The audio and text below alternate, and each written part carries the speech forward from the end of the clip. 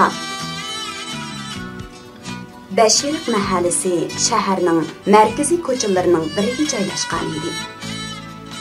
Yerim əsrdən beri bu mahalning danqini chiqarib kelayotgan Laypeştaq madrasasi Bəşiriq mahallesining qap o'ttirsida hayvat bilan qad ko'tarib turardi.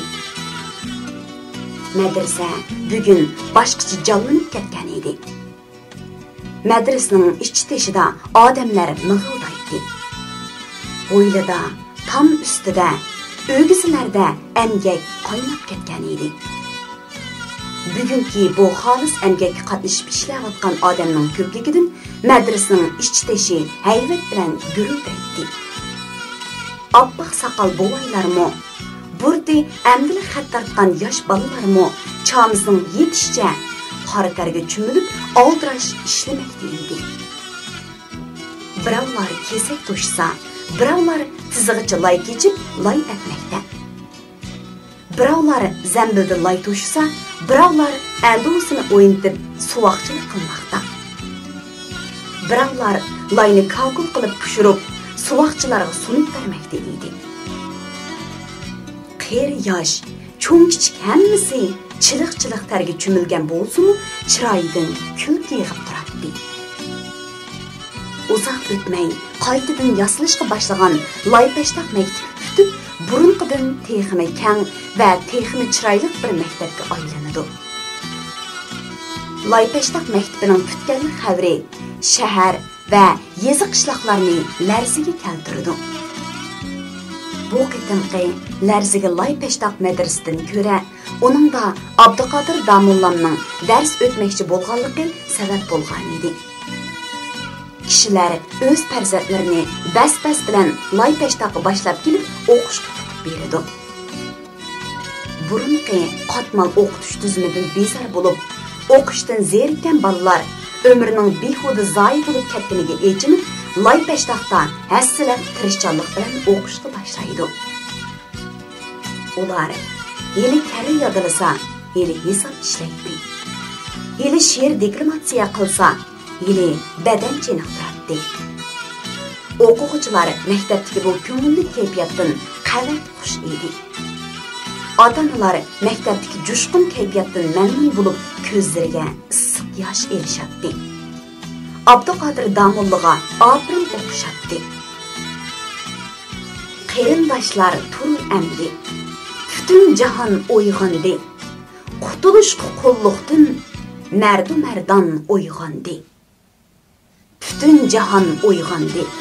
Butun inson uyg'ondi. Yatmaymiz deb g'aflatda yer va osmon uyg'ondi.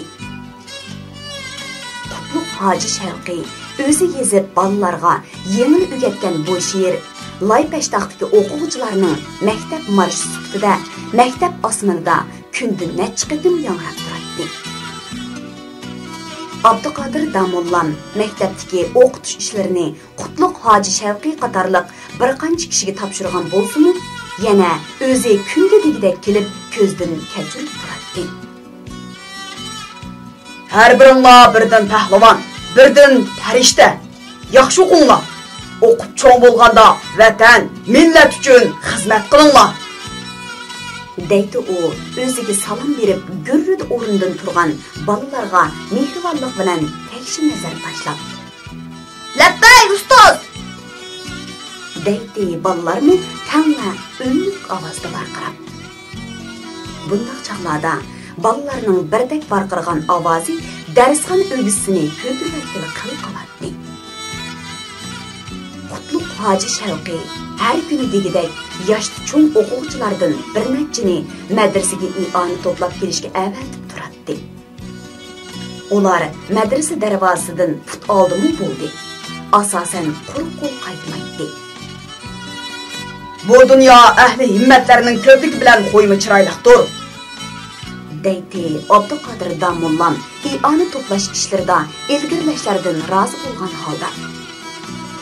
Ahli himmat ko'p bo'lg'achqala tarix qorong'uliqdan yo'rug'liqqa, qaloqliqdan madaniyatga, qabohatdan go'zallikka qarab taraqqiy qilgan. Himmatli insonlarning ishchan qo'llari bugünkidek afzal dunyoni yaratgan.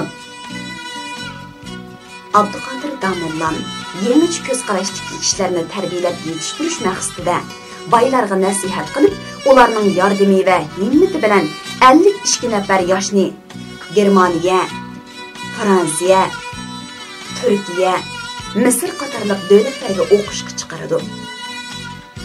Abduqodir Samani, Chingizxon Damollam, Abduvahid Axunga o'xshash Qashqar baylaridan Obul Hasan Hoji, Ömer baylarning yordami bilan Fransiyaga berib o'qib kelgan edi. Abduqodir Damollamning tarbiyasida o'sib yetilgan Shamsiddin Damollam, Abdulbaqi Damollam, Hashim Axun Xalfiddin, Abdul Aziz Damollam, Salih Damollam, İnoyatxon Mahzun, Jamal Axun Xalfiddin, Salih Alam Axunum, Helimdin Axunum, Muhammed Abdullaxan, Abdullah Qazacim, İsrafil Damollam, Eli Axun Xalfiddim, Abducelil Damollam, Musayyib Axun Xalfiddim, Abdullah Damollam qatarlıqlar 30-cı yıllardan başlap Qashqar maarifining dağlıq peşvalari, Abduqodir Damollam tashabbus qilgan yangi maarifning qo'llovchilari va varislari bo'lib qoladi.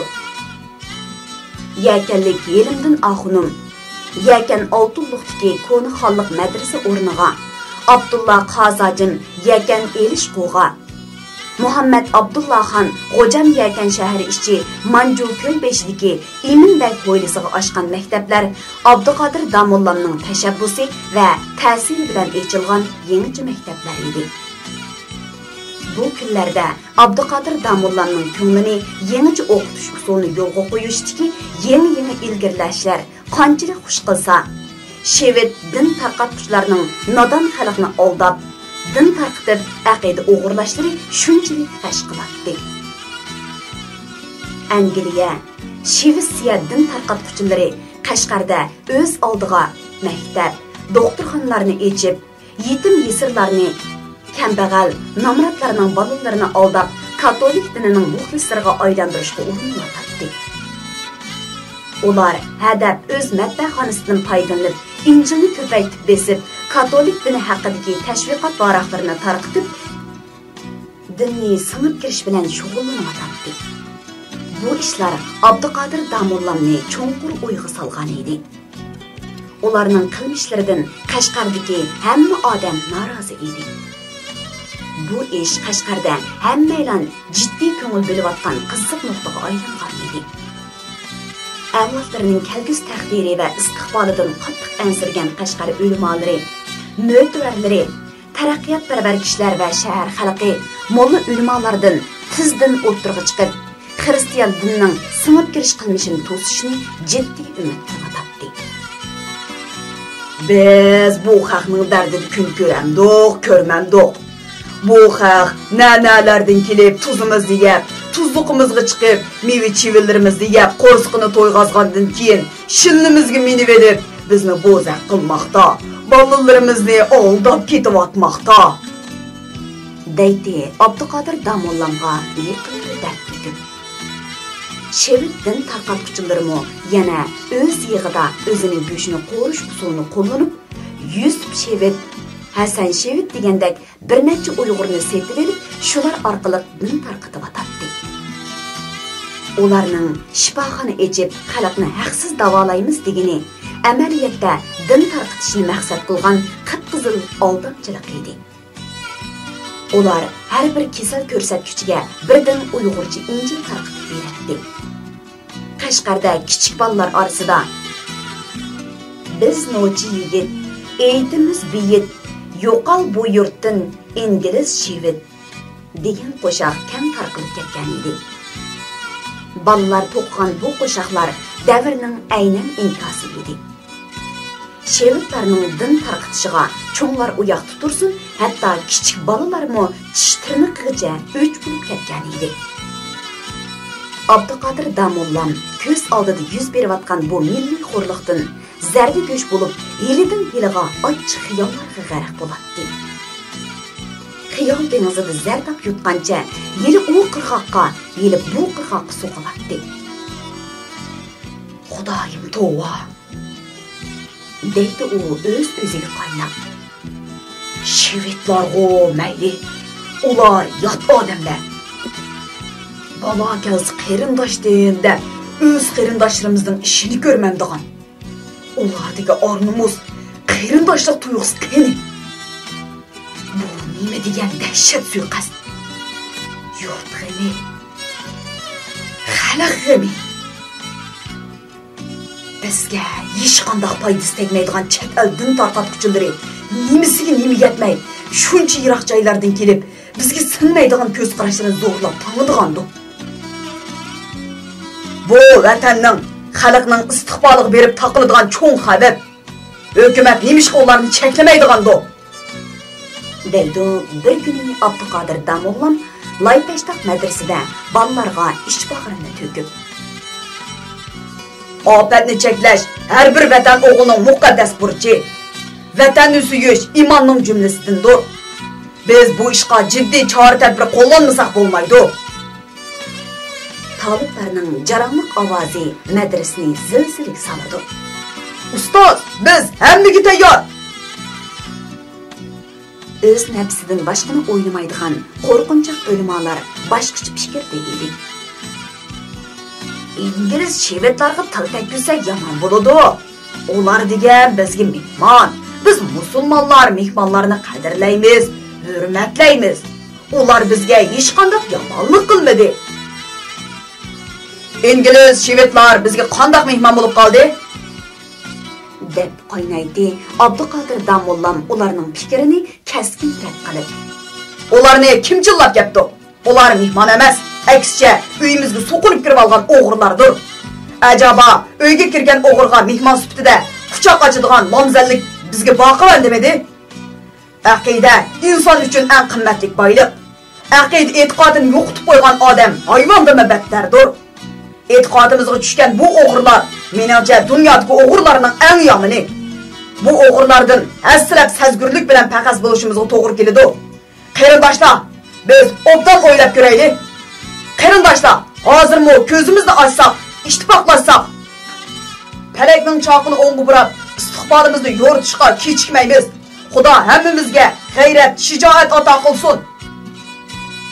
Abduqodir Damollam Shevit din tarqatuvchilarining din tarqatish masalasiga qarata keskin tadbir qo'llanish uchun Qum darvoza Sut qaymoq ko'chasilik Emin Xalfat hojim, G'azinchibek mahallik Yoqub hojim, Bog' ko'chilik Matniyaz xalfatim, O'rda oldilik Mahmud hojim, Mansur Hidoyat qatorliq shahar mo'tvarlari bilan maslahatlashib, Shevit doktorxonasini taqatqizib etmoqchi.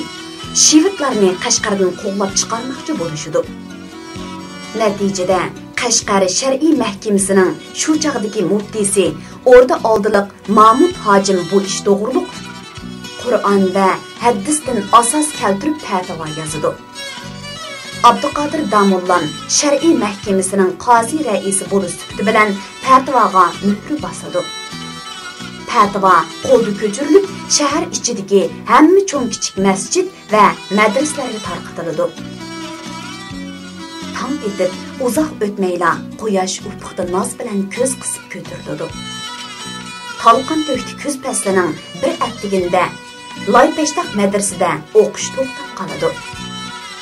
Madrasaga yig'ilganlar qandaqdir jangga otlanishga tayyor bo'lgan askarlardek jiddiy tayyorlik ustida plakat yozib atdi. Bir o'quvchi yozib atgan rusum xatni qora siyoh bilan bo'yab atdi. Xatning yozilishi va bo'yilishiga bir to'p bolalar g'ujmaklashib qarab turardi. Supuning livida yana bir necha o'quvchi o'tkir pichoq bilan plakat dastalarini oqlab atdi. Yana bir necha o'quvchi bo'lsa, qo'l bilan yozilgan tashviq varaqchilarini ratlab atdi. Madras ichiga bir muncha mo'ysifitlar, ushshaq bolalar, yoshlar yig'ilgan bo'lib, o'quvchilar qandaqdir bir masala ustida qizg'inlik bilan paranglashib atdi. Ularning oqtobga qaraygan yuzdan qo'rqmaslik, boturlik, shijoat va iftixorlanish nurlari to'kilib turardi. 7-8 yoshlar chamisidagi 2-3 bola sirtdan madrasa ichiga yugurib kirib barqiraydi. Keldi! To'qim madrasadagilar keldi! Bu so'z bilan tang o'yli ichidagi taliblar darvoza tarafga qarashidi. O'yli darvozasidan ko'krigiga kalom sherib asqan bir to'p o'quvchilar kirib keladi. Ular yalg'iz To'qam madrasasidan kelganlar bo'lib qolmasdan, ularning ichida boshqa madrasadan kelganlar bor edi. Ular madrasadan kirib, o'yli ichidagi o'quvchilarga xuddi suvga suv qo'shganda qo'shilib ketadi. Sayna ichi odamga liq to'ladi. Odamning ko'pligida madras ichi go'yo tomini ejivas teshib ketish xavfiga duch kelayotgan ombor suydek chinqirib ketgan edi. Ta'tivadan xabar topgan xalq loypashtaqqa ana shu tarzda o'zligidan yig'ilib qoladi. Yig'ilganlar Abduqodir Damollamni uzoq saqlaydi. Ular namoyishni tezroq boshlag'isi kelib, puti ko'ygan to'qday qimirlab turolmay qoladi. Hayal o'tmay Abduqodir Damollam, Mahmud Hojim, Yaqub Hojim, Emin Xalbat Hojim, Matniyaz Xalbitim, Jamolaxun Xalbitim, Zumun Hojim, Namtiloji Shanxay, Inoyatxon Mahsum qatorliq mo'lla o'limalarni agashtirib yetib keladi. Namoyishga tayyorlangan o'quvchilarning g'ayratiga g'ayrat qo'shiladi. Ular muncha ko'p yurt mo'tivarlarining o'zlariga qetilib namoyishga chiqishini xiyoliga keltirishmagan edi. Abduqodir Damollam birdan namoyish qilish jarayonida diqqat qilishga tegishli ishlar to'g'riliq vazxonlik qilgandan keyin namoyishchilar qo'shinni sapras qilib, yilondek uzun suzilgan bir safni boshlab darvozadan cho'ng ko'chaga chiqadi. Plakatlar havoga ko'tariladi. Ruhiy qulluqni pajaqlab tashlayli. Shivitlar yurtimizdan kessin. Angliyaliklar yo'qolsin. Ajnabiychilarning oldin xaltisiga tushmayli degan xatlar cho'ng-cho'ng qilib yozilgan plakatlar ochiq havoda julanib turadi. Saboqdoshlar! Yoranlar! dedi egiz bo'yi qora soqolli bir talib. Biz hozir ko'chaga chiqib namoyish boshlaymiz. Mang'onda sap buzilmasin, ovozimizni yuqori ko'taraylik. Labbay! deyishdi o'quvchilar tammi baqirishib. Qashqar shahrida chet el muxolifatchilariga qarshi tunji qatim ko'tarilgan bu namoyish o'z hayvati va ta'siri bilan butun shaharni larzaga keltirgan edi. Ko'cha yoqasidagi sanjoq-sanjoq odamlar ochiq havoda lapildab, kun nurida chaqnab turgan plakatdagi shuarlarga qarab cheksiz hayajonlanadi. Beshiga oq salla o'rab, uchisiga oq yaktak kiygan o'quvchilar qo'shuni haybat bilan ilgirlaydi. Namoyishchilar qo'shuni Yetgoh maydoniga kelguncha yana nurg'unlagan kishi qo'shiladi. Namoyishchilar qo'shuni bargan sari kengaymoqda edi. Namoyishchi o'quvchilarga va ularning botir ruhiga qarab turgan ba'zi kishilar ta'sirini issiq ko'z yoshini to'kmoqda edi. Yana birovlar ular bilan quchoqlashib ko'rishmoqda edi. Namoyishchilar qo'shuni qarab turgan ammo turli g'o'l-g'o'l qilishyapti. Ajab obda ish bo'pti ha. Xudoyim o'quvchilarning ko'ngliga insof beribdi. Din o'g'ris paranglarni qo'g'li va so'nula. Biz musulmon xalq, tuxumni tosh qo'rishga omra xalqjimo. Ularga qandoqmi kuchimiz yetsin? Namoyishchi amma o'stan bo'ylab menib qum darvozadan chiqadi. Ammaning ko'pligida shahar darvoza tarliq qiladi. Namoyishchi amma xuddi kalkundek guygrab g'arbga burilib, Sanjasdagi Bayti Xudo deb atalgan shevit din tarqatuvchilarining uvusi qarab ilgirlaydi. Quzg'unlarning uvusiga yaqinlashgan sari ammaning g'azbi tashmoqda edi. Ular yo'l bo'yida turgan shahar aholisiga qo'lidagi tashviq varaqchilarini tarqatqash shuar to'g'limoqda edi. Ming'an xalq ommasining qahri g'azabga to'lgan ovozi hayvatlik gurkirab yer jahonni larzaga keltirmoqda edi. Go'yo ularning hayvatlik sadosi uzun yillardan beri Qashqar osmonni qoplab kelayotgan ajnabiylardek qo'rqishdek ma'naviy tumanlarni bosib tashlab, hamma odamni ajnabiylardan qo'rqmaydigan g'ayrat shijoatga otlantirayotgandek qiladi. Sap oldida ketayotgan ijiz bo'y, qora soqolliq bir o'quvchi mushtin ko'tarib g'azab bilan shuara to'lmoqda edi. Qolgan o'quvchilar bo'lsa uningga agishib varqirmoqda edi. Shevitlar yurtimizdan chiqib ketsin. Ajnabiylarning oldam qotisiga tushmaydi. Chet el din tarqatuvchilari chiqib ketsin. Ming'an xalq go'yo saldak Bayti Xudo deb atalgan shevitlarning qum darvozadagi vakolatxonasiga bostirib keladi. Fatvoga asosan doktorxona pechatlamoqchi bo'lganda shevitlar qarshilik ko'rsatganlikdan g'azablangan ammo vakolatxona ichidagi uy-uylarga kirib din tashviqot materiallarini Injilning ko'paytirilgan nusxalarini ko'ydirdi. Matbaa uskunalarini pochaqlab tashlaydi. Bu chaqda Bayti Xudo va shifoxonadagilar allaqachon quyruqini xoda qilib tikilishgan bo'lsa-mu, biroq bosma mashinasi Injil va dori qatorliq narsalarni yig'ishtirishga ulgurmagan edi. Namoyishchi amma din tarqatuvchilar elib kelgan quchoq-quchoq kitoblarni bo'shliqqa elib chiqib ko'ydirib yetdi. Shifoxona qurib, aqida o'g'irlab, haqsiz davolash bahonasi bilan yo'lsizlik qilayotgan shevit din tarqatuvchilariga xalqning haqiqatan g'azbi kuchli edi. Ular ko'ydiringlar, yo'q qilinglar, qas qilganni past qil, jajisini mushundoq berish kerak deb varqirishayotdi. Basma mashinasi joylashtirilgan uydan taraq turuq, jarang-jurang qilgan ovozlar quloqni pang qilib anglanadi. U yerda bir to'p o'quvchi basma mashinani o'ngpay-to'ngpay qilib buzib tashlamoqda edi. Aqidalarimizga xilof varaqchilarni bosadigan basma mashinasini mushundoq pochaqlab tashlash kerak deb to'g'rishatdi.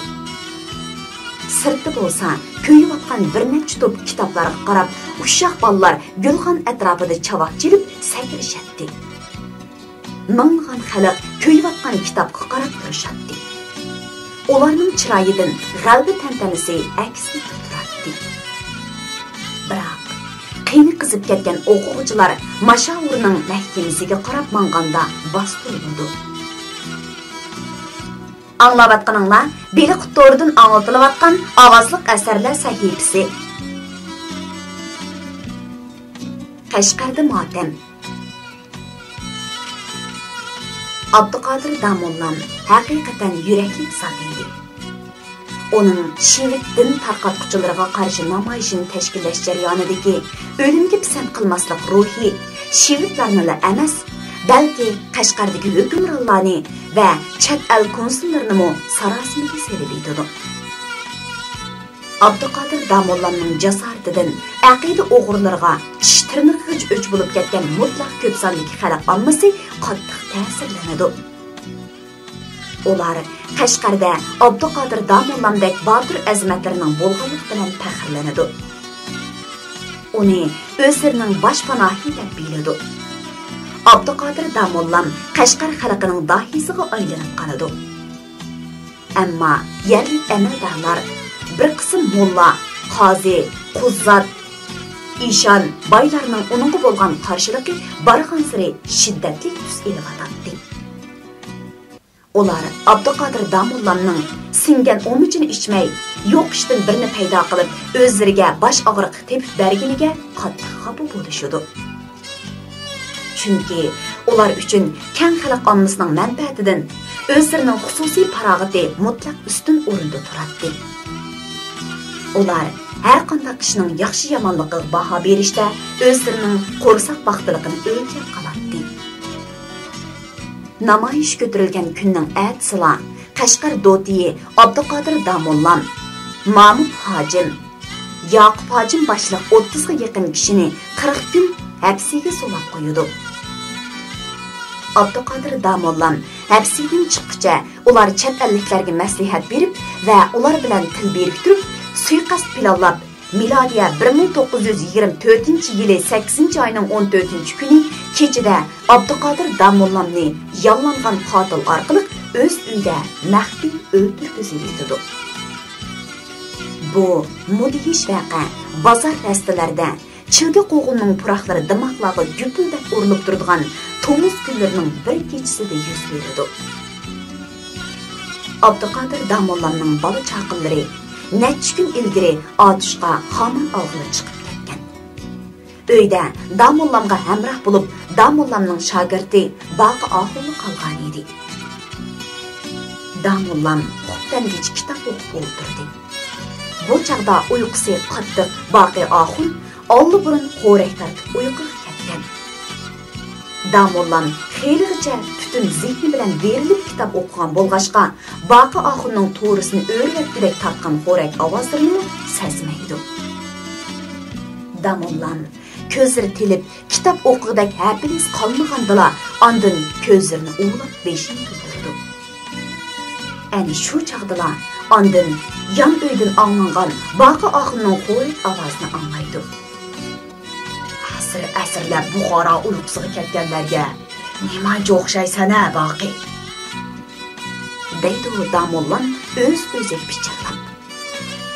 Ondan yotoq uyga kirib, Baqi Oxun o'ziga atab rastlab bergan yumshoq o'ringa kirib, horg'inlik tufayli bahramon uyquga ketdi. Baqi Oxunmi, Damollami darvoza taqalg'uchi bo'lgan orliqda bir qora ko'langining otxonaga tan bilan kirib mumkin bo'lganligini xiyoliga keltirmaydi. Bu yollangan qotilga Damollamning har kechasi bir qatam tahorat sundirishga chiqilganligi bash qo'ldek ayon edi. U Damollamning tahorat sundirg'ili chiqib kelishini ham sarosimiga tushgan, ham taqti taq bo'lgan holda kutmoqda edi. Yerim kechadan o'tganda Damollam yotoq uydan oyoq tevish olmadi. Qotil boshqadan jiddiylashidi. Damollam mehmonxonadan chiqib, orishikni echib, yeshnimni to'ymagan holda hojatxonaga kirib ketdi. Dal shu fursatni kutib turgan qotil otxonadan chaqmoq tizigida etilib chiqdi-da, mehmonxonaning dahliziga o'zini otdi. Damollam qotilning dahlizda o'g'irliqcha yo'shinib, o'zini saqlab turganligini na'dan bilsin. Tahoratdan bo'shalgan Abduqodir Damollam orishikni taqab dahlizga qadam bosgan hamon qotil yo'shirilgan yeridan o'qdek etilib chiqib, Damollamning kaynidan kelib, biqiniga pichoq sanjiydi. Uyqusirab turgan Damollam butun badaniga tarab ketayotgan dahshatli og'riqni his qilib, birdilla qabohatli tushdan uyg'ongandek bo'ldi. Damollam biqinni tutgan holda kayniga burilib, "Hayvon!" deb to'laydi qotilga etilib berib, ko'zlariga qon to'lgan qotil Damollamga texmi g'oljirlik bilan pichoq sanjiydi. Orqa-orqadan tekkan pichoq zarbasida Damollam gup qilib yerga yiqildi-da, o'shida ketdi. Qattiq uyquga ketgan Baqi Oxun yana bir uyda xo'rakdan qolgan bo'lsa-mu, o't cho'p chaynayotgan kaladek pushuldab, bahramon uxlamoqda edi. Damollamning o'shdan ketganini ko'rgan qotil murodiga yetganligini his qilib, tavoga qarab badani tikib etdi. Baqi g'arq uyquda edi. Siqqan ichida ingrab yotgan Damollamning holidan xabar oladigan kim bor? Dilqut xazinasi. Tongga yaqin o'g'isiga tahoratga chiqqan qo'shnisi Damollamning jon ochiqida g'arqirgan ovozni anglab, Baqi Oxunni jon jahdi bilan to'lib uyg'otdi. Baqi Oxun dahlizga kirib kelganda Damollam olma burun jon uzgan edi. Baqi Oxun nima qilarini bilmay bir qazo g'amliqib qarab qoldi. Bu dahshatli fojiadan xabar topgan qulum qo'shinlar darhol shaharlik Jisiyaga qarab chepishdi.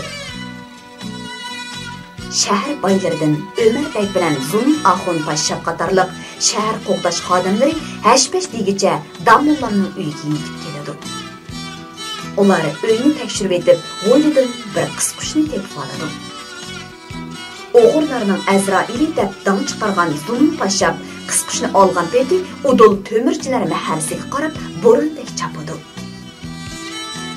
Abduqodir Damollamning qasdga uchraganligi haqidagi mudhish xabar hash-pash degicha Qashqarning bo'lin pushqoqlariga yetib boradi. Kishilar tuyuqsiz qabohatli tushdan uyg'ongandek cho'chib ketishdi. Yuraklar eg'ib, ansiz duppulashga boshlaydi. ko'z chanoqlariga ixtiyorsiz yosh keladi. Hammalarning beshiga tog' yiqilgandek, olamni birdinlik qorong'ulik bosgandek bo'ladi. Taliblar, tijoratchilar, hunarvan kasblar, tul xotun va yetim yesirlar go'yo qiyomat qoyim bo'lgandek dahshat his qilib, o'shini yo'qtib, zar-zar yig'lashadi. Kishilar to'p-to'pi bilan Damullaning uyi tarafga qarab saldak boqmoqda edi. Ko'ch-ko'ylarga odam patmaydi. Hamma odamning boshlari tushgan, to'la yig'lab ko'zlarining jiyaklari qizirib ketgan edi. Bu ko'zlarda noma'lum qotilga va bu qitimqi suiqasdni planlovchilarga bo'lgan kuchli qahriy g'azab o'tlari yonatdi. Hozirchilarning qiyoqasliq noli faryodi Qashqar osmonni zilzilaga solmoqda edi. Hozirdarlar bir-biridan tasalli izlab o'zaro quchoqlashib yig'lashadi. Qo'shiq to'qib yig'lashayotgan kishilarni mangtamda bir kuchurab qilib oladi. Damullaning o'limi haqidagi shum xabar yezi qishloqlarini larsiga keltirib o'tgan edi. Abduqodir Damullaning vafot bo'lganlik xabari chaqmoq tezligida butkul shaharga va shahar atrofidagi Qo'g'on, Saman, Avod, Bashkiram, To'qqizoq, Atush, Payzvat qatorliq joylarga anglanadi. Minglagan shahar aholilarining qo'l hunarvan, kasb, dehqonlarning va savdogarlarning bu musibatdan yuragi mo'jiladi. Hamma yerni hayronlik ilkidagi g'ulg'ul qoplaydi. Hamma ko'zlardan qotillarga bo'lgan g'azab nafrat kuchquni chaqnaydi. Hamma chiroylarda qotillarga bo'lgan o'shmanlik teshib ketadi. Tushdan keyin Qashqar ko'chalaridagi jamoat Qo'g'on, Shamolbog', Saman, Paxtakli, Hazrat, Nazarbog', Atush, Bashkiram qatorliq joylardan kalkundek davrab kirishgan kishilar to'pi bilan hassilab ulg'ayib ketadi. Peshqadamlar Qashqar ko'chalarida bundoq mig'miq odamni tunji qatim ko'rayotganiga hayron bo'lib, ko'zlariga ishonmay qolishadi. Shu kuni Qashqar ko'chalarida navoiylar butun bir kun to'nurlarini to'xtovsiz qizitib, ormay non yiqib chiqqan bo'lsa-mu, hozirlarga non yetishtirib bo'lolmay qolishadi. Agar ular Damullaning ruhidan qo'rinib qolmagan bo'lsa, nonning bahosini 10-20 hassilab o'stirib ketganmi bo'ladi. Abduqodir Damullaning keng kushadi ho'ylisi odamning ko'pligidan suv sapsin o'tmaydigan ahvolga kelib qolgan edi. Damullaning urug' tuqqanlari o'zlarini yerga etib yig'lay desimi, yeni yerga tegmay, yenidagi yana bir hozirlarga yo'linib to'xtab qoladi. To'la yig'lab o'shdan ketganlarga mo yiqilib tushgili yer qolmay, yenidagi odamlarning quchoqlariga yiqilib o'tadi. Damullaning sabdoshlari, taliblari va gunohdan yondirib kelingan yetimlarning oshgan hozisi texi Damullaning urug' tuqqanlari oshgan hozidan bakrak echinishliq edi. Ularning o'pkisi yeridan yig'ib ta'tir o'rilib, yig' tutib qolgan odamdek teliqib qolgan bo'lib, yig'lay desa ko'zlari qurib, yosh chiqmay yotadi. Ichkiridagi uyda ayollar Damullaning to'la yig'lab o'shdan ketgan qizi bilan ayolni o'shiq keltirib bo'lolmay paybetak bo'lishmoqda edi. Yılan bag'ri sap tartib kirib kelishgan hozirlar marhumning jasadi bilan vidolashib, ma'yus qaytib chiqadi. Damullaning jasadi bilan vidolashuvchilarga yılan bag'ri so'zilib ketgan bu sapdan birer qozon osh pishqidek vaqtda oran bir o'chirib tegib o'tadi. Ba'zilar hatto mitqa o'zini tashlab, putini quchoqlab yig'laydi. Vidolashuvchilar sepining oyoq quyrug'i nega berib to'xtaydiganligini hech kim tasavvur qila olmaydi. Chunki bu sap Damullaning o'ylisidan chiqib, xalq ko'chalarining bo'lin pushqoqlariga so'zilib ketgan edi. Hammalar degidek yuraklarini yiritib yig'laydi. Uy tartib chiqqan yig'i sadolari havoda kuchli to'lqin hosil qilib, yiroq-yiroqlarga uzab ketadi. namoz asr bilan tang meyit silingan jinoza Damollamning bo'ylisidan ko'chaga elib chiqaradi. Odam dengiziga aylangan ko'chalarda yuzlagan kuchli qo'llar jinozani havoda tik ko'targan edi. Jinoza go'yo og'ir yuk kiymisdek odam dengizi ustida qayg'uli ravishda ostonaga uzib bormoqda edi. Bu kema haqiqatan og'ir edi. Chunki u Damollamga g'azo ochgan butkul Qashqar xalqining yuraklarini titritib tashlaydigan munzari qayg'u alamlarini ko'tarib mangan edi. Uzun to'lliq tavutlar bo'g'ilib yig'laydi. Sapaychilar qo'shiq etib sapoyi chalardi. Jinoza oldida Abduqodir Damollamning urug' tuqqanlari bir-birini yo'lishib aran ketishyapti. Ularning kaynidan beshiga oqsalla o'rg'an, necha o'lgan taliblar gul tartib yig'ilgan peti ergashmoqda edi. Ko'ch qasnoqlarda sap-sap bo'lib sukut turgan kishilar bu alamli gul tartishlarga yuraklardagi xufyan yig'i ovozlari bilan unsiz ovoz qo'shmoqda edi. 7 yoshdan 70 yoshgacha hammaylan degidek g'ozidarlar sepiga qistilib kirib, bir-birini tutlashib, mo'dirib qo'pib, oldi yurganlaydi. Kishilar jinozaga qo'lini tekkizish uchun hadab uning atrofiga o'zini uratdi. Jinoza ko'taruvchilarning jihligidan jinoza qo'ldan qo'lga o'tib turadi. Men xuddi o'g'loq tartish maydonidagi o'g'loqqa o'xshash talashda qolgan edi. Bugungi bu jinoza ko'tarishni talashish ko'rikida bu egiz odamlarning haqiqatan omad kelgan edi. Jinoza shundoq egiz ko'tarilgan ediki, o'ttir bo'y odamlar tugilib turib, bar kuchi bilan sakrasimi, oldirab jinozaga qo'lini tekkizolmaydi. Amaliyotda jinoza ko'taruvchilarmi jinozani olqonlari bilan emas, balki barmoqlarining uchi bilan ko'tarib bermoqda. Jinoza ko'taruvchilarning jihliqidan barmoqlariga hech qanday og'irlik tushmayapti. Jinoza odamlarning beshi ustida tug' alamdek larzon lapildab, qog'oz qiyiqdek osti uzib ketyapti. U ko'chalarga patmay kelayotgan uzun g'ozidarlar sepining bosh tarafida son-sanoqsiz olqonlar ustida xuddi Qashqar xalqining yuragidek lipildamoqda edi. Abduqodir Damollamning muborak meyit silingan jinoza-i tavarruk Qashqarning asosliq ko'chalarida to'liq aylantirilgandan keyin oxir kun o'tirishga oz qolganda Heyitgoh jamasining oldiga keltirildi.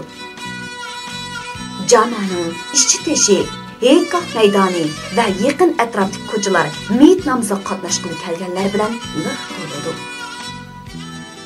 Bu payshanba kuni edi. Abduqodir Damollamning namoziga daxil bo'lish uchun kun bo'yi ishdan to'xtagan 10 minglagan odam sap-sap bo'lib Damollamning namozini tushirdi. Namozdan keyin qo'llariga hasa elib, tomoqlarini ta'tir kiyishgan minglagan taliblar tog'u tashlari tavirinib, qattiq chaqmoq chaqqanmi, tuman suyi qon bo'lib, bugun ta'tir oqqanmi. Qashqarning havosini chang tumanlar bosqanmi, Qashqarning jahonini qayg'u motam bosqanmi. Ay tutulmas debdimiz, kun tutulmas debdimiz, Damollamga dö yuzlar qas qilolmas debdimiz.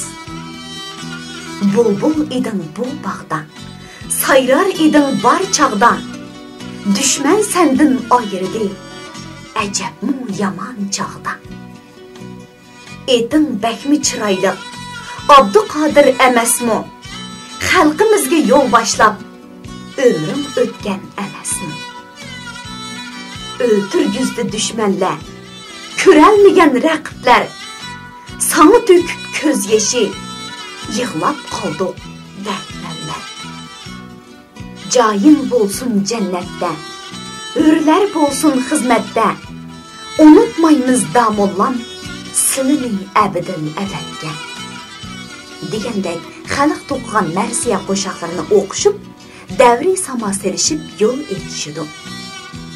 Beshiga salla o'rg'an, g'oza kiyimi kiygan marhumning yuzigan do'st yoralari, og'ina birodarlari, bola chaqa, urug' tuqqanlari, ah dadam, ah qarindishim deb dod faryod ko'tarishib, g'oza etishib, jinoza oldidan minishdi.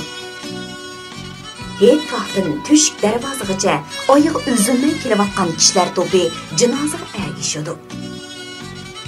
Miyit silingan jinoza ana shu tariqada o'zib chiqadi.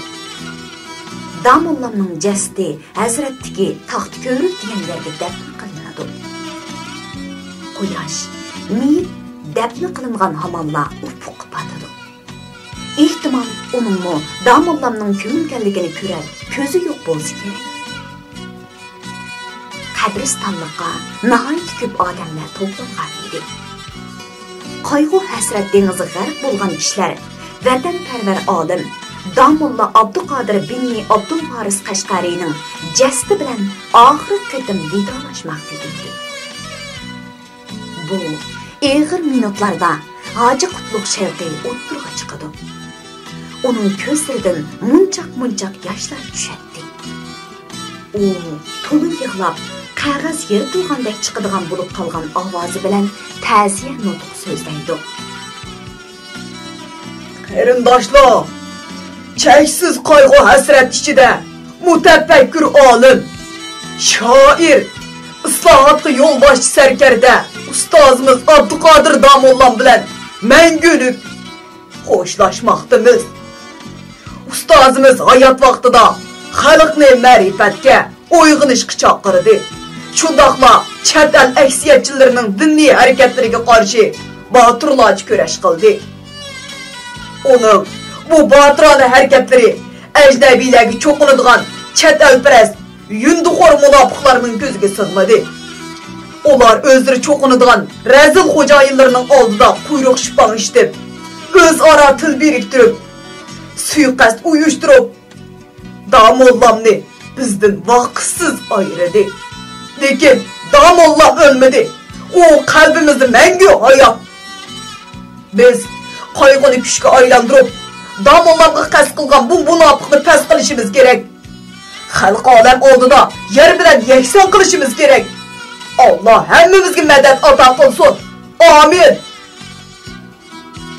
Abduqodir Damollam vafot bo'lgandan keyin uning eng yaqin maslakdoshlaridan Tajalli Hazrat Dilqut xazinasi Damollam, Mahmud Axun Damollam, Murad Ramzibek Hazratlari, chet eldagi do'stlaridan Anvar, Sohib Damollam, olim, tarixchi Rizo ibn Faxriddin Hazrat qatorliqlar Abduqodir Damollamning vafotiga echinib, marhumga atab marsiyalar yezishdi.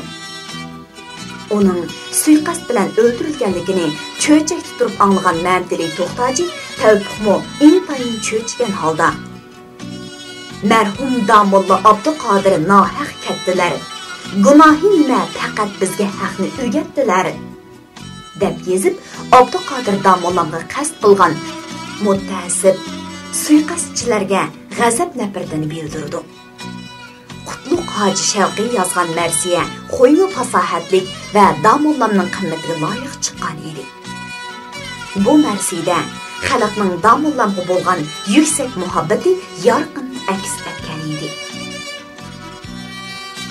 Bu zamonning kasbidir nayrang va yetkizmak zarar, odatiy jabru jafo yo'qdir murvatdin asar.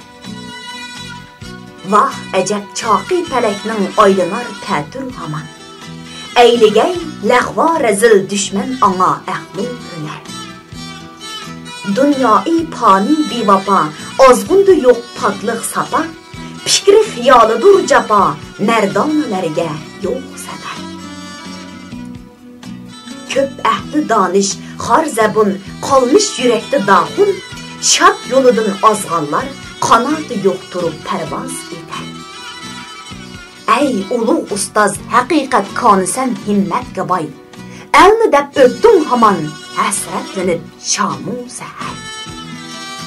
Maqsadın islah idi, haq sözledin yurtun üçün. Cahil raqiblar to'ymadi, tartib sana tığu tabar. Şundan seni qildi şehid, düşmanga qo'l va put bo'lib, mal'un raqiblar maqsadi elga taratquzmaq zahar.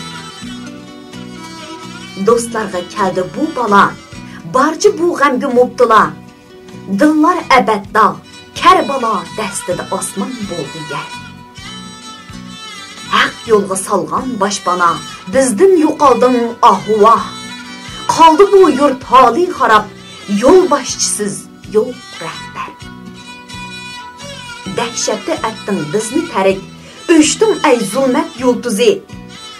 Qoldiq bu tunda tamtirab, qilg'osh qilsan bevaqt safar. Bo'ldiq malol baqi qadar, yo'qsan kabi mardona ar. Ahli kamal yo'q bo'lsa gar, haq nurini turgan xatar. Ya Rab, o'zing qil marhamat, al qolmasin hayvon sifat. Berginki insondek surat, aylab ado ahlu nazar. Chun hoji qutluk matami, ayrıldı ali hamdami. Kat ko'rinkim olimi, pinhon bo'lib misli qamar. Hozirlar to'pi Abduqodir Damullamning qabrisi bilan qosh qaraygan chaqda xo'shlashidi. Hozirlar to'pi ichida ketayotgan Ma'mud Hoji Shanxay Abduqodir Mollajining o'limining sirini biladigan bir nechta odamning biri edi. U to'p arsida g'amkin qadamlar bilan ketib o'tib, ishning jarayonini yipqa tizilgan marjondek bir-birlab ko'z oldidan o'tkazmoqda edi. Abduqodir Damullam 1918-yili Haj safarida Toshkentda turib qoladi. Bu vaqtda texi 1-Dünya urushining qalaymiqanchilik talbiks oxirlashmagan edi. Bolsheviklar hokimiyatimi O'rta Osiyoda texi tiklanib bo'lmagan edi. Mensheviklar bilan bolsheviklarning kurashlari uzluksiz davomlashyapti. Abduqodir Damullam bir qatimliq namoyishiga bilib-bilmay qatnashib qoladi. Namoyishchilar orasidagi 100 ismlik birisi Abduqodir Damullamning yoq yurtliq ekanligini fahmlab qilib, uningga yaqinlashidi hamda uning yoq yurtliq turib o'z faoliyatlarini qo'llaganligiga ko'pdan-ko'p rahmat aytib, xayr-xohlik qiladi. Bir mezgil uni uyda qo'ndirib, holidan xabar oladi. U hatto Abduqodir Damullamning hajga boradiganligini uqqandan keyin hajga uning bilan birga bormoqchi bo'ladi. Yusuf ismli bu yo'chin odam Abduqodir Damullam bilan Shamay, Ufa, Qozon, Oral, Turkiya, London, Misr, Hijoz, Makka qatorliq joylarda birga sayohatda bo'ladi. Abduqodir Damullam Haj safarini tugutib Toshkentga qaytib kelganda Yusuf Toshkentga kelib qoladi. Abduqodir Damullam shu mangancha Qashqarga qaytib keladi. 1923-yili Sovet ittifoqining Qashqardagi konsulxonasi Qurbahit munosabati bilan Qashqardagi cho'ng molla, ulamo, boylarni kutib oladi. Bu kutuvili ziyofatiga Abduqodir Damullamni alohida taklif qilinadi. O konsulxonaning ziyofat zaliga kirganda kutilmaganda heliqi Yusuf degan kishi bilan uchrashib qoladi. Abduqodir Damullam konu tunishi Yusufning mushu yig'ilishda bor ekanligini bilgandan keyin ziyofatga qatnashmay darhol qaytib ketdi.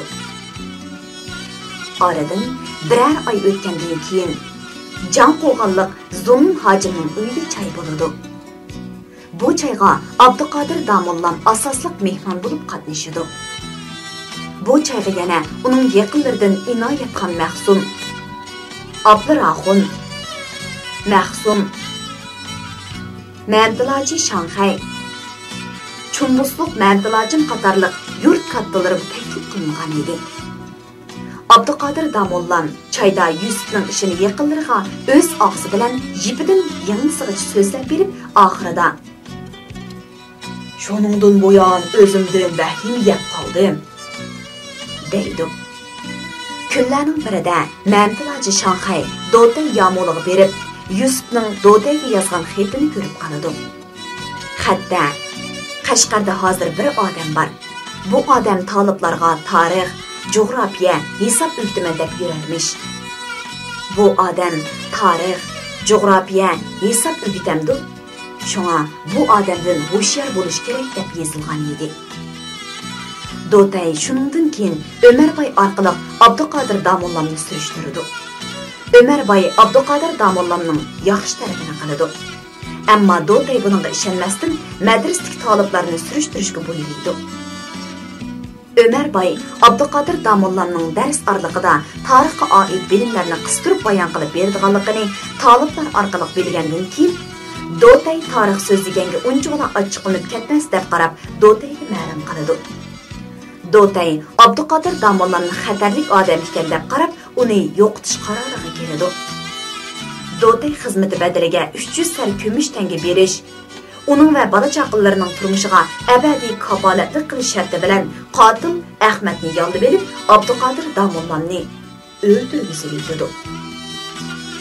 Aradan bir necha kun o'tganda Məmtilaçı Şanxay to'satdan qotilning tutilganlik xabarini anglab, ichidan xushal bo'lib yayrab ketdi.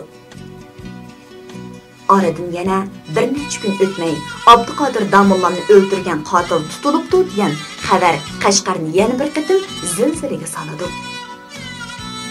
Ko'ch-ko'yda cho'ng-kichik, qiyri-yosh hammasi 3dan 4dan bo'lib shu to'g'risida qizg'in paranglashmoqda edi. Ahmed Məzni öldürübdü. Vay, qar yüz munofiq. İşte ölümüde ölərsən, degan qarag'ishlar ko'ch-ko'ylarni bir oladi. Zulm Pashab Tömürchilar mahallasidan zig'irlab surishtirib qisqushning egisini tepib olgan edi. Qisqushning egisi ancha ikkilinib o'ltirmayla qisqushni Damollam o'ldirgan kundan bir kun ilgari Ahmed Məzninning oriyat kelib ketganligini iqror qiladi. Zulm Pashab Mirshab chakarlarni agashtirib, g'oyal o'tmayla Ahmed Məzninning uyiga bostirib kirdi. Bu chaqda Ahmed Məznin kiyim va badanlarini, qon dog'larini yuvayotgan edi. Zulm Pashab Ahmed Məzninning putqo'llariga kishan serib, putqo'lni yerga tekkizmay degidek elib kelib, shu kunila baglik o'rni bo'lgan Dingza turmisiga qolmaydi. Ömerbek so'roq jarayonida uni iqror qilg'izdi. Ömerbek Ahmed Məzninning iqroridan qattiq cho'chib ketdi. Parda orqasida turib Ahmed Məzninga yo'l ko'rsatuvchilar odatdagi odam yoki kichik bir o'rin emas edi. Ömerbek bilan Zulm Pashoblar shaharni o'z changalida tutib turayotgan katta kishining oldida undimayla udil bordi. Ular Ahmed Məzninning iqrorini bir-birlab bayon qiladi. Ömerbek bu hodisaga chetishlik kattalarning ismini ochiqdan-ochiq aytmagan bo'lsa-mu, biroq katta kishining chiroyi sarg'ayib, demi ichiga tushib ketdi. Bu sir oshkorlansa, shaharda qanday ko'ngilsizliklarning chiqishi uningga oyoqdagi oshdek opaydan edi. Shunga u darrov aql tepib, cho'chakdek ikki kumush yamboni bek bilan Pashobning oldiga qo'ydi. Favqulodda xatarlik ham chigish dilodan gangirab turgan Ömerbek bilan Zulm Pashobni shahar kattasining bu so'g'isi texmichin iskanchisiga elib oladi. Ular qaytib kelibla Ahmed Məzninga barliq jinoyatlardan tinilish kerakligini, bo'lmasa o'limdan qochib qutula olmaydiganligini tahdid silib chekilaydi. Dodaymo ularga moslashib qattiq so'roq qilish, inchik tekshirishlarni elib bormay, davoni qasdan kayniga surdi. Doday faqat qotilni qamab qo'yish bilan ishni tamom qiladi. Ahmadni jinoiy javobgarligidan qochirib, uningga hech qanday chora ko'rmaydi. Qutlug' Hoji Shavqiy qatorliqlar xeyli chapqan bo'lsa-mu, pok to'liq emas degan ta'tva bilan yo'lga serinadi. Shuning bilan Abduqodir Damollamning o'limi yo'shin bir sirga aylanadi. Ahmed Məznin Dodayning so'roqlarida Damollamni o'ldirganligini iqror qilgan bo'lsa-mu, lekin bu ishni planlovchilar, buyruq berguvchilar haqida hech nimani oshkorlamaydi. Aksicha, Damollamga bir muncha betnomlarni chaplab, Damollam Qashqarga qozi bo'lgan chog'larda uningga bir ishdan nohaq fatvo chiqarib, uning oilasiga so'roqchilik solganligini, Damollamni o'ldirishning sababi qilib ko'rsatib, kirpidek tugilib turib oladi. Uning yuragi bilim qopdek edi. Chunki orqa terigi yo'g'anda. Abduqodir Damollam qatl qilingan kunning ertasi Yusuf To'qam degan kishining bu Ömer Bayning qilgan ishi degan gapi ko'ch-ko'ylarda eqib yurdi. Bu so'zga asosan Abduqodir Damollamning shogirdlari Ömer Bayni izlab hisoblashmoqchi bo'lganda Abdukerimxon Mahsum o'ttirg'i chiqib, bu Ömer Bayning qilgan ishi emas, Abduqodir Damollam Shift doktorxonasiga o't qo'yganlik uchun shular tarafidan o'ldirilgan deb ularni to'sadi. Ömer Bay Abduqodir Damollamning o'ldirilish jarayonidan butunlay xabardor bo'lsin, ammo o'zining butkul savdo ishi chet el bilan bo'lgan bo'lg'ashqa bu sirni tenishga jur'at qilolmaydi. Bu sirni biladigan Inoyatxon Mahsum, Abdusaxin Mahsum, Musaxin Tibibning o'g'li Abduvahid Axun, Dilqut xazinasi Mahmud Hojim va uning o'g'li Muhammad Hojim, Mantul Hoji Shanxay, Jan qo'g'anliq Zunun Hojim, Xoniriqliq Imin Axun Xalpitim qatorliqlar Abduqodir Damollamni shivitlar emas, o'rislar qo'ltiq o'ldirgizdi deganlik uchun Dotay bularni tutib hapsiga solab qo'ydi. Inoyatxon Mahsum, Abduzaxun Mahsumlar bu ishni ikkinchi tinmaslikqa va'da qilib chet elga chiqib ketdi. Jamal Axun Xalpitim Katiyayaqqa, Zunun Axun Hojim Qo'ljiga, Mantul Hoji Shanxayga ketib o'zlarini daldaga oladi. Shuning bilan Abduqodir Damollamning o'limining siri yeshilmay shu peti besilib qoladi. Dal shu kunlarda Abduqodir Damollamning cho'ng o'g'li Abdul Aziz Mahsum Hindistonda o'qiyotdi. U dadasining o'limi to'g'risidagi shum xabarni anglabla o'qishni yarim yo'lda to'xtatib Qashqarga qaytib keladi. Abdul Aziz Mahsum hukumatdan dadasining haqiqiy qotilini tepib jazolab berishni qat'iy talab qilgan bo'lsa-mu, lekin Ahmad Mazninning tarsoligi tufaylidan bu da'vo hal bo'lmay uzoq so'zilib ketdi. Bu bosh og'riqidan zerikkan hukumat oxiri Ahmad Mazninni to'mir qafasga solib Urumchiga avatib berdi. Abduqodir Damollamning vafoti ayni davrda yolg'iz O'rta Osiyoni emas, hatto G'arbiy Osiyo, jumladan musulmon sharq allarini qattiq zilzilaga solgan edi. Elni qon-qon yig'latgan bu qitimli fojiaga samonning tegidan suv yugurtib yurib, Asırtdan qo'mondonlik qilayotgan kishi yana Xinjiang tarixidagi uchiga chiqqan siyosiy sehrigar Yang Zingshin edi. Abduqodir Damollam qatl qilinib, Qashqar xalqi yig'lab, eqib ketayotgan kunlarning birida u Urumchidagi katta ishxonasida necha yil ilgari Beyjingga berib, yerlik militaris Yuan Shikay bilan o'tkazgan suhbatini eslab, huzurlanib, kulimsirab o'tirib xiyol surdi. Shu chaqda Jonghua Mingo hukumatining Beyjingdagi xizmat binosidagi Yasadaq ishxonasida olma kimlargadir vazmin talaffuzda buyruq tushirayotgan Yuan Shikay sunduk soqolni siypab kirib kelgan Yang Zingshinni ish ustidan ayrilib, oldiga 2 qadam chamlab berib kutib oladi. Qizg'in, ammo sunniy usulda davomlashgan shu qadimgi ko'rishishda ular yumshoq divanda yonma-yon o'ltirishib, uzoq suhbatlashadi. Başqalar ishxonada ikkaylarni yolg'iz qoldirib chiqib ketishdi. Hazratlari, siyosat bobida pishqan o'lima, Xinjiangni ko'ngildagidek boshqarib turayotganlarga ishonchim komil, deydi. Yuan Shikay Yang Zingshinga qadinas birodarlaridek yaqinchilik talaffuzda gap boshlab. Xinjiangni uzoqdan beri maqtak tutib turibman. Az bo'lsa-mu yerlik mahsulotdan o'zlariga olg'ash keldim. Yang Zingshin tava taxtga o'ralgan 10 kesak oltinni patnis qo'yib sungan chig'ida Yuan Shikay ichki xushalligini qo'llik bilan yo'shirishga orom ulguradi. Anglasam, Xinjiangda askeri kuch bek oz emish. Mo'sh oltinlarni qaytirib ketib, elni idora qilishda muhim turk hisoblanadigan askeri kuchlarni ko'paytirishga sarf qilsak bo'lmasmi? deydi o Yuanshkay qisqa birdamlik o'yinishdan keyin diqqatini Yangzingshinga og'dirib. Darvaqa hozir bar yo'q askariy kuchim 10 mingga yetmaydi. deb gap boshlaydi o Yangzingshin hiyli nayrang bilan o'ynab turgan ko'zlarini ostirdan Yuanshkayga tikib. Biroq hozir ozg'in askar muammo ortiqlik qilyapti. Ular qilg'ili ish yo'q, bekor langyab yetyapti. Şinjanlıqlarının kallasida siyosiy sezgirlikdan asarmi yo'q. Ming odamdan ko'pinchisi xat tonimaydi.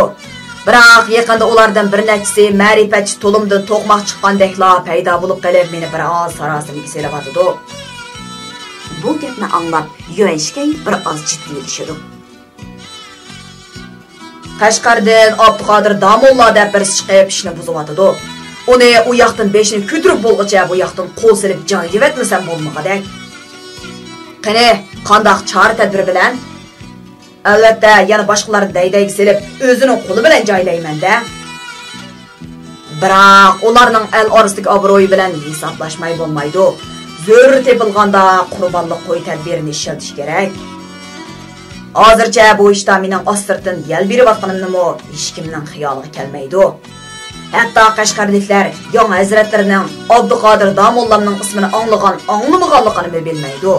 Lekin Peqir bundaq odamlarga kelganda nihoyat sagak, ammo ishni shu darajada puxta bir taraf qilib yetamanki, hatto Qashqarning do'timi bu ishda mening qo'lim borligini uqmay qoladi. Afirin. deydi u shu chaqda Yuanshkay ilm mikr babida hazratlariga hech kim yetmaydi deb tanlab. To'limi oshirib etdilar, deydi Yangzingshin saxt kamtarlik bilan. Yana bir masala shuki, hozir Rus, ingliz va shvedlar Shinjongda bas-bas bilan hadab o'z ta'sirini kengaytirishmoqda. Bundaq diplomatiya masalalariga berib taqiladigan ishlarda janoblarini donishmand demay bo'lmaydi. Dona maslahatlarini Peqirdan oymaqayda. Ularning hammasi bilan ap o'tmak lozim. Ammo ular orasida o'zaro da'talash va nizo paydo qilib turish kerak. Bo'libmi inglizlar bilan bo'lgan munosabatda bakrak ahamiyat berish zarur. Ularning yerlik fuqarolar bilan bo'lgan munosabatini muvofiq kontrol qilish kerak. Yangzingshin shu topda Shinjongdagi o'rdisida löm-löm divanda o'tirib, shirin xiyollar g'arq bo'lgan edi. Chiroyli bir xonim pay yalpidish bilan uni hadab yalpib o'tirardi. Yana bir xonim tamg'i esilgan mono nazmini avaylab surtmoqda edi. Cumhuriyat tunjirab qildi izhor ma'rifat. Oyat endi 5 xoqon 7 beydek davrimak. Jungyuandagi g'o'g'aga parvo qilish ne kerak? Chigro diyor baayni bog'i eran husnidek. Musulmonni janubdan shimolgacha band qilsam, ibtidoi fuqarolar anqov bo'lsa afzalroq. Yangzingshin shu topda o'z hukmronligini qanday qilib bexatar davomlashtirish haqida boshqa turib, yanida turgan Laozining kitobini biror qur varaqlab ko'rib, yana joyiga qo'yib qo'ydi. U danglik faylasuf Laozining o'ziga foydali bo'lgan kalomonlarini o'zib elibla o'z siyosatiga suiiste'mol qilib kelayotgan edi. Laozining ishni taqoylib, elni idora qilish ta'limoti uning qalbs havsini qo'zg'agan edi. Laozi hazratlari to'g'ri aytdi deb o'ylaydi u. Elni idora qilguvchilar ishni taqoylib idora qilish kerak. Avam xalqni mangu bodi kalda qildirmaslik kerak. Bir odam ko'z quloqni mahkam etib olsa, kunlari mangu tinchlikda o'tadi. Yer yuzidagi odamlarning hammasi shunday qilsa, jahon tinch bo'ladi. Ko'z quloqni mahkam etib olib, gaz qorg'i bo'lib olish kerak. Shunday qilgandalar, ondan sirtning ozdirib ketishidan saqlang'ili, yot kuchlarni to'sib qolg'ili bo'ladi. Durust. Ko'z quloqni etib olib, davlat chegarasini puxta qilish, ozroqmi yo'ch qoldirmaslik kerak. Qo'shni davlatlar bir-biriga chegirdash bo'lib, to'g'onlarning chillashlari, ishtlarining qavashlari bir-biriga anglanib tursin-u, odamlar mangu berib kelish qilmasa, qo'shni davlatlar ondan o'zaro inoq tinch o'tadi. O'zaro barda kalda qilib qolsa, o'ttirda darhol raqobat paydo bo'ladi. sırt bilan aloqa bo'lmasa, sirtdan baloyi ofatni tegmaydi. Aloqa suiqasdchilarga yo'l ochadi. Ular xuddi chashqan sepilni teshib kirgandek, cho'mili o'q olgandek, qumga suv singandek, uyga bo'ron kirgandek bir-birining ziminiga kirib oladi. Eng yaxshisi yuchuq bo'lmagan yaxshi. Agar ozroq yuchuq bo'lsa, ular fursatdan foydalanib kirib oladi. Shunga ishni qat'iy taqvolmay bo'lmaydi. Xalqni idora qilishning ta's bo'lishi bilimliklarning ko'p bo'lganligidan bo'lgan, xaloyiqning bilim o'rganmasligini umid qilaman. Bilim orqali elni idora qilish ahmoqning ishi. Bilim degan bu narsa davlatga baloyi ofat elib keladi. Xalqning bilimi oshgan sari ular yo'q yerdan putoq chiqarib, yomon ishlarni o'ylaydigan bo'lib qoladi. Vaqa paydo qilib davlatni ma'lumotdan qilishdan bosh tortmaydi. Hunar texnikasi bor odamlardan biri ko'p bo'lsa, davlatga ofat keltiradigan odamdan birsi ko'paydi. Jahondagi beg'arazlikni ko'pincha aqlli odamlar qiladi. Maktablar yaxshi emas. O'quvchilarga yomon ta'limotlar orqali foydasiz urug'lar tarqatadi. Shunga barliq maktablarni bekor qilib tashlamay bo'lmaydi. Men odam ishlatishga nodon kishilarni ishlasam ishiltimanki, hargizmi aqlli, bilimli kishilarni ishlatmayman. Yansınshin ana shundoq mudhish xiyollar bilan o'tirganida eshik tubida turgan bir askar kirib, Qashqardan elchi kelganligini xabar qildi. Yansınshin ularga kirishga ijozat berdi. Bir elchi kirib kelib, Yansınshinga ikki pukunni ta'zim qildi. Yan hazretlerine ma'lum bo'lganki, Abduqodir Damolla qazo qilgandan keyin Qashqar tavrab qoldi. To'plan ko'tarishga tayyorlanayotgandek qildi. Do'tay hazretlari janoblarining jiddiy ko'rsatma berishlarini umid qilib meni avatdi. Abduqodir Damolla deganing kim? Deydi Yansınshin atay bilmasga selib. Qashqarliklar orasida emas, balki butkul Janubiy Shinjongda payg'ambardek inovati bar katta o'ylama. Uni 2 hafta ilgari Ahmad deydigan birisi o'ldirib etibdikan. Qotil hozir so'loqda.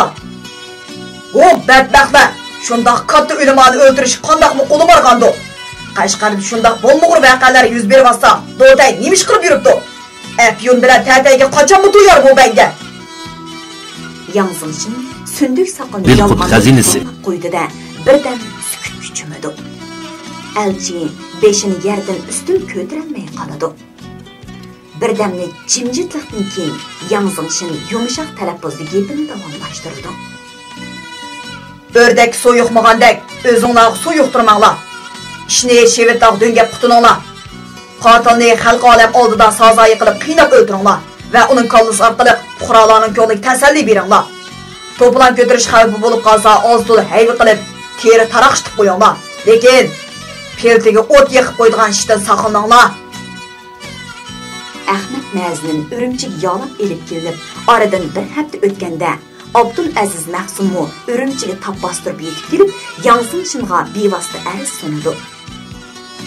Hukumat taraf Yansınshinning mujmal farmoniga asosan Ahmad Mazninni etib berishni qaror qilgan bo'lsa-mu, lekin Abdul Aziz Mahsum bu qarorga qarshi holda haqiqiy qotillarni tepib jazolab berishdak haqqoniy talabida chim turdi. Maznin oxiri hammani iqror qilgan bo'lsa-mu, Qashqar qotillari so'ngitib so'g'u salomlardan tili tutilgan Urumchidagi amaldorlarmi bu sirni oshkor qilishni xohlamaydi. Keyincha Ahmad Maznin so'loqdan bo'shtilib qo'yib beriladi. Bu orqa teriki kuchli qotil Urumchi ko'chalarida bir mazgil lag'aylab yurgan bo'lsa-mu, lekin bu ishning xavri borligi kishilarning til ahonat dashnomlaridan zodili qutula olmay, yaqin yurtlarga bash elib chiqib ketadi. Keyingi kunlarda u elishib qilib, o'z go'shini o'zi yeydigan holat kuchishib qoladi. Kunlarning birida u o'zi chiqqan po'qini 5 milligan pet o'lib qoladi. Shu yilning oxirida Abdukerimxon qatorliq Abduqodir Damollaning ma'rifatchilik faoliyatiga qatnashgan bir muncha yoshlar qo'lga elinib, Oqsuv turmasiga qamiladi. Musabay jamoatidagi Husaynboy bilan Baudunboy 1926-yili va 1928-yili orqa-orqadan o'lib ketdi. Hoji Ali qatorliqlar ilgari yangicha ma'arif orqali oqartish harakatiga jinning berichi kuchigan bo'lsa-mu, biroq ularga bu ishni vujudga chiqarishda aksiyatchi hokimiyatni supurib tashlashdan boshqa yo'l qolmagan edi. Hoji Ali Musofa amdi yerimlashganda Toshkentda vafot bo'ldi. Abduqodir Damollam va Musofa jamoati sap ma'rifatparvarligini chiqish qilgan asosda yangicha ma'arifni elib kirishga tutish qilgan edi. Biroq ularning harakati Uyg'ur jamiyatining ichki qismidagi qarshilik tufaylidan ko'ngildagidek natijaga erisholmaydi. Lekin aksiyatchi doiralarning bostirishi xalqqa uyg'onish fursati ato qiladi. Ichki qismdagi qarshilikning oshkora mavjud bo'lib turishi hukumat doiralarining bostirishiga bahona bo'ladi. Abduqodir Damollamning ma'rifatchilik faoliyati shuningdan keyingi uyg'onish Xinjiangdagi milliy harakatlarga cho'ng ta'sir ko'rsatdi. 1931-yili Qumulda portlagan xalq qo'zg'olonining urush o'ti ko'zni yumib ochqicha Xinjiangning har qaysi joylariga kengayib 1933-yili Mashavu huquq tutayotgan Qashqargacha yetib bordi. Shu yili 3-oyning oxirida G'alyanchi kuchlarining biri bo'lgan Osman boshchiligidagi 400 qirg'iz askar Qashqar shahriga hujum qilish tayyorligi bilan ostin otishda paydo bo'ldi. Ostin otish va ustin otishdagi Uyg'ur yoshlaridan 350 tak pidoi yiqilib, qo'shinning bir qanoti bo'lib tashkillanadi. Bu qo'shinning harbiy mashqi ustin otishdagi yangicha maktablarda Mamtili To'xtoji Tavfiq va Tursun apandilar tarbiyalaganlar mas'ul bo'ladi. Osmanning qo'shini shaharga kirib, Qashqarni ozod qilganda Aqsudan, hapsidan ozod bo'lib yurtga qaytgan Abdukerimxonni markaz qilgan ma'arif organi qurilib, Tursun apandimi Qashqarga yo'tkab kelinib, o'qituvchi tarbiyalashga mas'ul qilinadi. Shunday qilib, Musofa jamoati va Abduqodir Damollalar urug' solgan Qashqardagi yangicha ma'arif bir mazgil Shimissayning hukmronligidan qutulib, 1933-yildan boshlab birdamlik bahorni kutib oladi. Abduqodir Damollam xalqimiz ichidan chiqqan ma'rifatchi, yangi ma'arif bayroqdori, Jonxo millatlarining munavvar farzandi edi. U dunyodan hargiz quruq qo'l ketmadi. Abduqodir Damollam vafot bo'lgandan keyin uning bir qism asarlari Qashqar Qozonchi Yorbeshida qurilgan Muhammadiya matbaasida Damashqda jiddiyda nashr qilindi.